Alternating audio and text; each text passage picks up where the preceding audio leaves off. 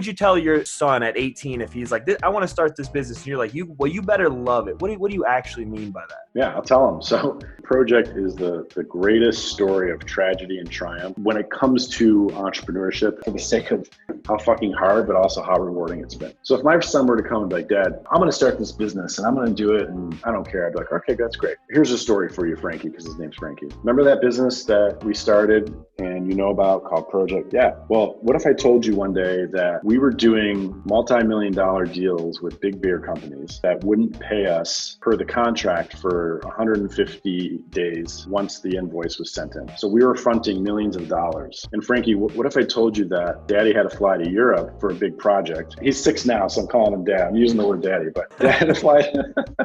Dad had to fly to Europe for a big project and ran out of all the money for the business and had to ask family for it. And no one wanted to give him the money. So he went to Europe on a trip, not feeling too good. And while he was there, he got a little bit more money, flew back to Chicago and realized that a major festival owed Daddy's company $250,000. And that festival wasn't going to pay because they didn't think that we deserved the money, even though that money was set aside from a brand that we were working for. What would you do if I told you, Frankie, Daddy was loading in another festival with all these sponsors in Chicago on 4th of July weekend and got the phone call from that other festival that owed $250,000 and said, if you want your money, come to New York City and get it, knowing that Monday was 4th of July and it's Saturday right now. How am I going to get a flight? How am I going to cancel all our family plans? And I'd say to Frankie, I had to leave you and your mom, and your mom knew this, at a beach in order to go to the airport on 4th of July, fly to New York City, uncertain that if I didn't get this money, the whole business would collapse and it would just be really, really, really bad.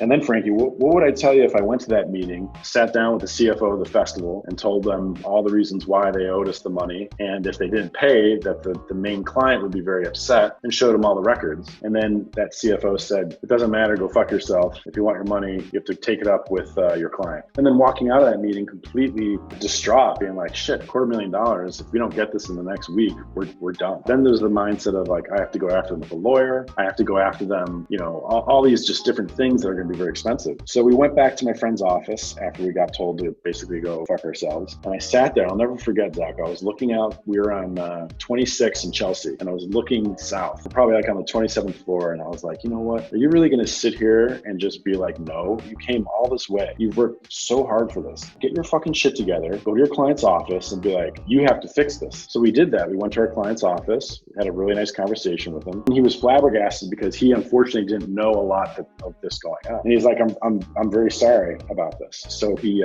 emailed the festival. The festival then responded within like 15 minutes saying, okay, we'll make this right. We'll get this sorted by the end of the week. And then I got on a plane that evening back to Chicago, drank about 5 martinis. Because it was a ride or die mission. Got back and that would have been the warm up for me. $250,000. Got back and a couple of days later we got the confirmation that the wire was going to hit and everything worked out. And then I'd say, Frankie, you were 2 years old at the time and we almost lost everything because of that. Do you want to sacrifice that potentially in the future to risk that? Yes or no? If he says yes, I'd be like, okay, I'm here to help. There it is. That's a crazy story, Joe.